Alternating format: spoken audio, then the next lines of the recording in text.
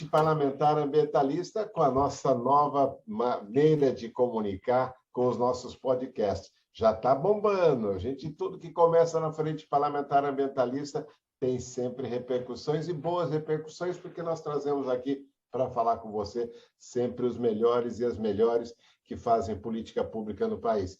Você também vai poder ver esse nosso trabalho nas nossas redes da Frente Parlamentar Ambientalista, no Instagram, no Facebook, no LinkedIn. Todos os espaços são espaços de transformação, de fazer e de realizar, como a gente costuma dizer, não só de estar trabalhando com relação à resistência, né, à contenção de danos, mas formulando políticas, trazendo debates que possam acrescentar nas nossas, informar opinião para que a gente possa estar levando isso para todo o Brasil. E hoje nós temos aqui um convidado muito especial, praticamente alguém que já trabalha com a Frente Parlamentar Ambientalista desde o seu começo. Roberto Cabral, cara da caça, é o cara do meio ambiente, é o cara da proteção animal, é o cara que está envolvido nessas histórias com relação à caça e à proteção animal.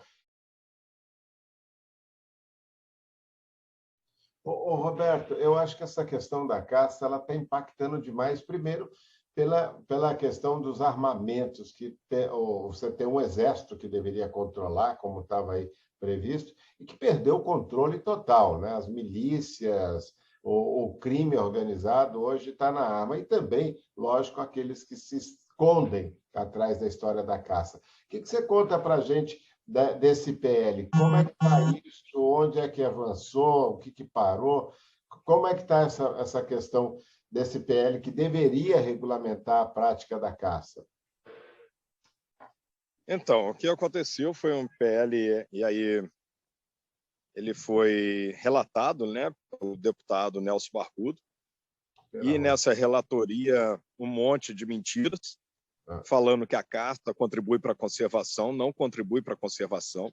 A gente tem, por exemplo, o que eles utilizam, uma analogia com a África do Sul e outros países africanos, mas o que acontece é que a caça, normalmente, a caça esportiva, que de esporte não tem nada, porque o outro lado não consegue se defender e não tem justiça esportiva nisso, mas ela evolui para o que a gente chama de caça enlatada, que são fazendas de caça onde os animais são criados para serem caçados. Então, essa proposta, essa mentira de que a caça vai manter uma grande população natural e vai servir para conservação é simplesmente balela, é um verniz muito fininho para dar uma ideia de conservação onde conservação não existe. A outra questão é o seguinte: não existe condição de você vender, mesmo que seja qual o maior troféu brasileiro, de animal brasileiro, a onça, infelizmente. Mas não existe condição de você ter uma caça de onça e o valor pago por uma onça competir com o valor pago por hectare de soja. Não existe isso. Então, quem está pensando em dinheiro vai continuar desmatando. Então, na hora que você vai realmente fazer uma análise, que seja uma análise racional, não estou aqui considerando a questão ética, mas uma análise racional e ecológica relacionada à caça, você vê que ela é ridícula. Além do que, na hora, o que um caçador esportivo, eu coloco esportivo sempre entre aspas, porque não tem esporte nenhum, o que ele quer? Ele quer o troféu, ele quer o melhor animal. Se ele quer o troféu, ele quer o melhor animal, então ele atua justamente contra o que seria uma seleção ambiental. Eu faço a seguinte comparação: seria como se um amigo seu te chamasse para um churrasco, você chegasse na fazenda dele e ao invés de comer o novilho, você comeria o boi premiado dele, o touro premiado dessa pessoa. Porque o caçador vai atrás justamente do animal mais apto, o animal mais vistoso, o animal que vai dar para ele, teoricamente, o que seria o maior troféu. E que não é troféu coisa nenhuma, porque se ele tivesse que ir no mano a mano com os animais, ele não conseguiria. Isso sem considerar toda a questão ética de matar por esporte, que por si já é altamente questionável, né? Eu acho questionável não, deplorável. É um retrocesso civilizatório, né? Porque se a gente for avaliar bem, não é possível do século XXI a gente está falando de caça, o mundo já mudou, né? Eu sou presidente de uma fundação florestal que cuida de mais de 50 parques do estado de São Paulo, e dizendo, ó, cuidado para entrar aí, porque tem canhãozinho armado nas trilhas. Ora, imagina você com a sua família levar um tiro de 12 nas pernas ou em qualquer lugar, porque você está caminhando numa trilha. Então, mostra que isso é o pior do mundo, é o pior do ser humano, né? Que tem o dom da inteligência e que pratica atos como esse. Como é que você vê esse tipo desse pessoal também trabalhando naquele PL dos CACs, né, dos clubes de caça? É o PL 3723 de 2019. É absurdo ter no Brasil uma categoria de caçador. Nós temos ainda, né, a Lei 5.197, que, se você for analisar a lei, em último caso, é um código de caça, a Lei 5.197, mas como a anterior era muito leniente, então ela passa a ser chamada de Lei de Proteção à Fauna, e realmente ela institui vários dispositivos de proteção. Mas depois, em 1988, nós temos a Constituição Federal. E a Constituição Federal, ela veda qualquer tipo de prática que seja cruel aos animais. Na hora que a Constituição veda práticas cruéis aos animais, o que nós temos, então, é uma vedação direta da caça, porque a caça é uma prática cruel. Não existe possibilidade de ter caça sem ser cruel com os animais. No momento que você caça, você vai impingir a esses animais um sofrimento, um desespero na fuga. Aí pode falar, mas isso já acontece com a predação. Com a predação natural. Agora você está instituindo um novo tipo de predador, e um predador que vem armado, um predador que vem acompanhado de uma matilha de cachorro, um predador que vem com luneta, um predador que vem com dispositivo infravermelho. Então, um predador cheio de tecnologia, aquele animal não vai ter condição de fazer frente, né? E fora isso, caçador não é sniper. Caçador vai atirar e vai acertar no abdômen do animal, vai acertar no pulmão do animal, vai acertar na perna, no músculo do animal, o animal vai fugir, vai ficar no meio do mato sofrendo durante dias, vai morrer provavelmente de infecção ou de inanição, porque não consegue ele próprio mais caçar ou ir atrás do seu alimento. E tiro dói. Já levei tiro, e tiro dói bastante. Então, o animal vai sofrer, e sofre bastante. E isso sem contar a questão, você disse, das pessoas serem atingidas, sem contar que os caçadores estão atirando em si próprios, né? Ele não consegue, esses caçadores que estão caçando javali, em vários momentos acabam atirando nos amigos deles, que são caçadores. Ou seja, o sujeito não consegue diferenciar uma pessoa de um javali, porque vê uma moita mexendo, teoricamente, e atira. Quem dirá diferenciar um javali de um cateto, de um queixada? Por que ele fala que o javali é o melhor funcionário dele? Porque o javali abriu para ele a caça no Brasil, que agora eles querem avançar para as espécies silvestres e depois chegar dentro da espécie silvestre nativa do troféu maior, que é a onça. Enquanto isso, eles já inseriram o AXS, que lá no Rio Grande do Sul autorizou de uma forma ilegal. As OEMAs não têm competência para regulamentar a caça, mas os órgãos estaduais atualmente estão fazendo uma série de ações que são incompetentes para serem feitas, entre elas a questão de caça, entre elas a questão de espécies exóticas, mas, seja por lobby, seja por desconhecimento, infelizmente, estão autorizando esse tipo de atividade. Então, é realmente um absurdo e é um retrocesso essa questão do CAC no Brasil. Te pergunto uma coisa interessante. Por exemplo, São Paulo, a Constituição proíbe a caça, a Constituição estadual.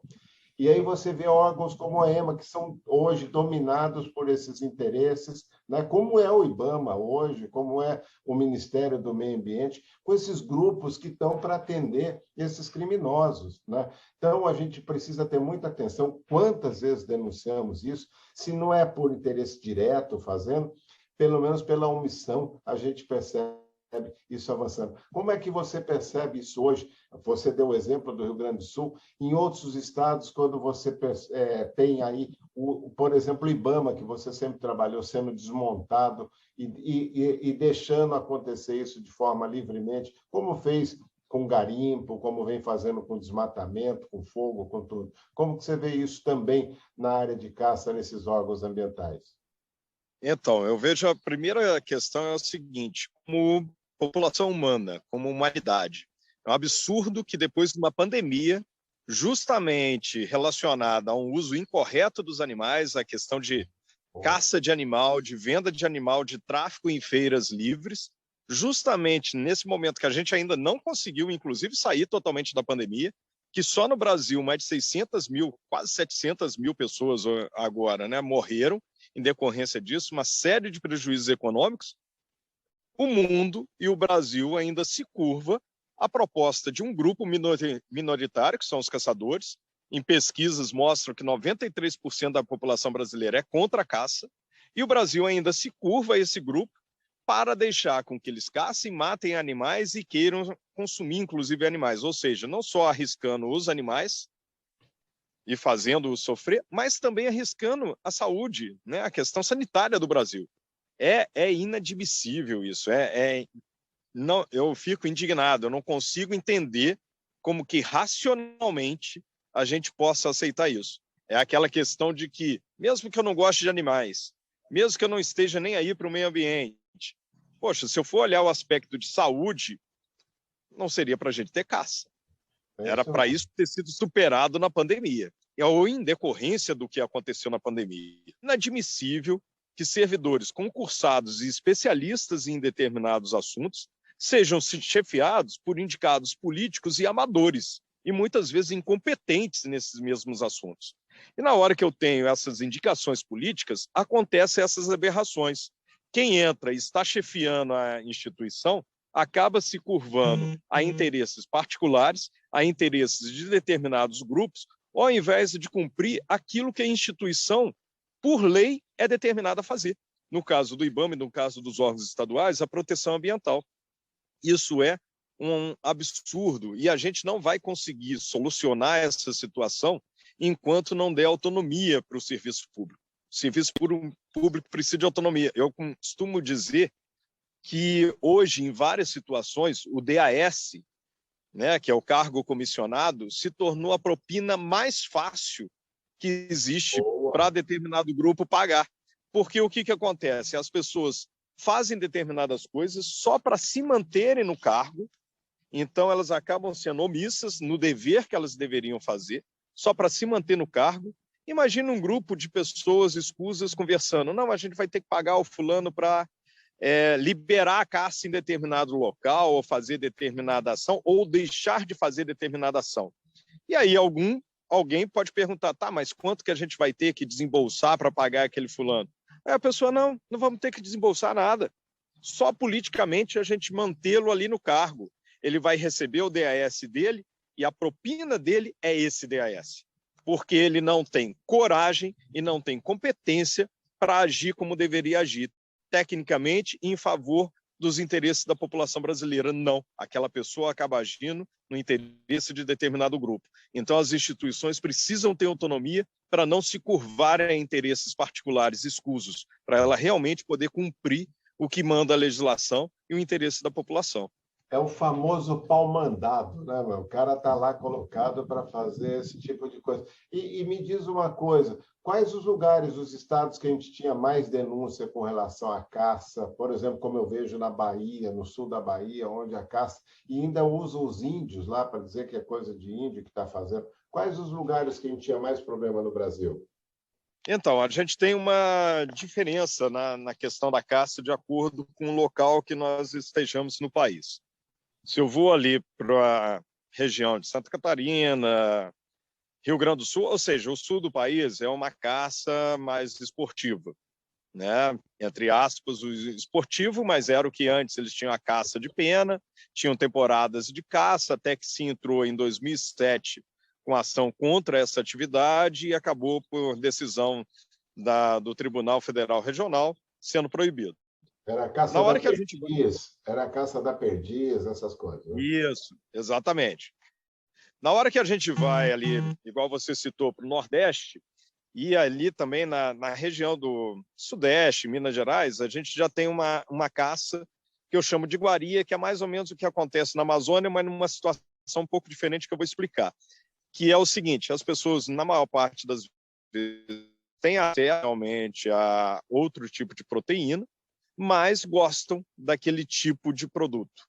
Qual que seria o produto, entre aspas? A pessoa quer comer uma uma paca quer comer um tatu, e que acaba também tendo um prejuízo sanitário nessa situação, em relação à lepra, em relação a várias outras questões. É a região onde era a lepra, por isso mesmo, tá certo. Isso. Na hora que a gente vai para o Mato Grosso, Pantanal, nós temos muito problema com safari de caça, e justamente querendo pegar onças. Então, tem duas situações ali, safari de caça relacionada à onça. Eu estou colocando os pontos principais de caça em cada região, né? Safari de caça relacionada à onça e também uma caça de retaliação, porque a pessoa perde o bezerro ou perde o gado atolado, perde o gado na seca, porque ele não prepara para ter água e para ter alimento para o gado, perde o gado por picada de serpente, por uma série, perde o gado porque comeu planta envenenada, porque ele não limpou o pasto direito, ou seja, ele perde o gado por uma série de situações. Mas, eventualmente, quando o gado é atacado por uma onça, aí ele acha aquilo um absurdo e inaceitável. Então, é uma caça de retaliação. E o interessante disso, além dessa questão toda, que ele tem muito mais perda por outras situações, é que, normalmente, essas mesmas pessoas caçam ali no local, caçam cateto, caçam o queixada, caçam capivara, caçam jacaré, que são animais que as onças se alimentam. Então, na hora que você pega, você compete com a onça, diminui a caça que ela poderia, as presas que ela teria, e depois você quer reclamar porque ela se voltou contra o bezerro. E na hora que a gente vai para o meio do Amazonas, do Acre, em situações ribeirinhas, nós temos uma situação que eu também continuo chamando de caça de iguaria, porque é dificílimo hoje em dia você chegar nesses locais e a pessoa não ter galinha, não ter porco. Atualmente estão criando marreco e pato, justamente nessa área ribeirinha, mas mesmo assim a pessoa sai para caçar tatu, sai para caçar jabuti, caçar paca, porque ele ainda gosta daquele sabor. E come isso com farinha. E algumas pessoas defendem essa caça como se fosse uma caça de subsistência, o que não é. Não existe no Brasil a figura da caça de subsistência, existe a figura de porte para caçador de subsistência, mas isso não tem rebatimento na legislação ambiental. Foi só no Código do Estatuto do Desarmamento. Mas eu falo o seguinte, é ridículo quem defende a questão dos direitos humanos, a questão dos ribeirinhos, é ridículo você defender a caça para eles. Você deveria defender a segurança alimentar. Exato. E a segurança alimentar não deveria estar calcada numa atividade de caça. A segurança alimentar deveria estar calcada numa atividade de quê? De você colocar extensão rural ali naquela área para ensinar essas pessoas a plantar uma horta, ter pomar, ter então opções alimentares no entorno da casa dele. Isso é muito diferente, Mário, do que eu vejo, por exemplo, eu sou de Minas Gerais, no interior de Minas Gerais, você vai em qualquer casinha no interior, mais no meio do mato possível, você tem um pomar, você tem uma horta, você tem um galinheiro onde a pessoa pega ovo. Então, você tem um aparato ali em volta daquela pessoa e que deve muito a ver com a extensão rural. E eu sinto falta numa questão relacionada a isso, uma extensão rural voltada para a região norte, onde que a segurança alimentar dessas pessoas não fique calcada na atividade de caça, de pesca somente, ou seja, extrativismo, junto com uma produção de farinha. É muito pobre você pegar e defender que as pessoas fiquem sujeitas só a essas duas situações, que é a caça e a farinha. A gente precisa melhorar nisso daí. E eu vejo como solução disso realmente um programa sério de extensão rural para essas pessoas. Eu gostei muito que você deu esse panorama, porque a gente precisa de pessoas que tenham esse conhecimento, que dedicaram sua vida, como você fez, a esse tipo de trabalho. Só uma pergunta para você. Tirar aqueles vídeos do YouTube foi uma ação boa aí? O que você achou dessa história? Que foi uma mobilização da sociedade com relação a isso. Achei excelente. Foi uma ação, inclusive, começou com a Renktas, né? E excelente essa questão, porque é um absurdo. Isso acabou se disseminando como se fosse algo normal, como se fosse algo natural. E nós temos em grupos, ainda temos em grupos de WhatsApp, temos em grupos de Facebook, ainda muita questão, tanto de caça quanto de tráfico de animais. E essas plataformas, elas precisam ser responsabilizadas.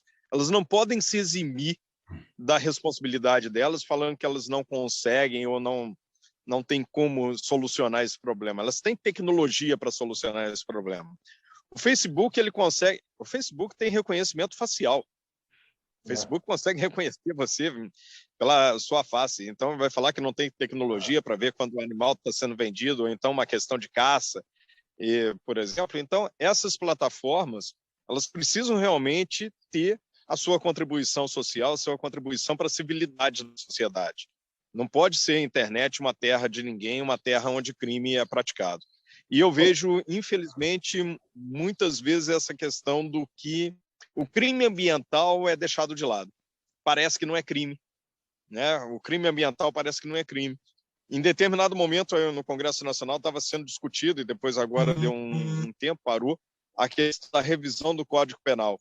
E uma das propostas, e que eu achei espetacular, era a inserção dos crimes ambientais dentro do Código Penal. Isso seria um avanço fenomenal, porque todos os policiais, delegados, etc., seriam obrigados, então, a conhecer realmente a legislação ambiental. Porque hoje fica restrita a Lei 9.605, que é a Lei de Crimes Ambientais, e, por diversas vezes, em delegacias ou em outros locais, ou se a gente pensar na PM, na Polícia Militar não especializada, eles acabam não tendo conhecimento da legislação ambiental. Então, isso daí é importantíssimo, sim. Tanto na questão desse território da internet, quanto no território do Código Penal de uma forma geral. A gente precisa que o crime ambiental esteja no Código Penal. Vocês monitoravam isso no IBAMA, nessas redes sociais, quando você estava com esse trabalho lá? Sim, existe o monitoramento das redes sociais, já existiram ações contra essas questões das redes sociais, já existiram ações contra pessoas que estavam, seja caçando ou vendendo animais nas redes sociais.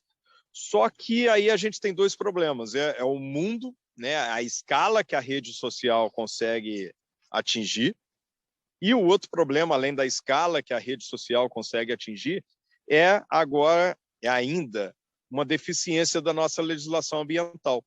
Não tem como combater a caça, o tráfico, o desmatamento, se hoje eu pego um criminoso e amanhã eu tenho que pegar este mesmo criminoso.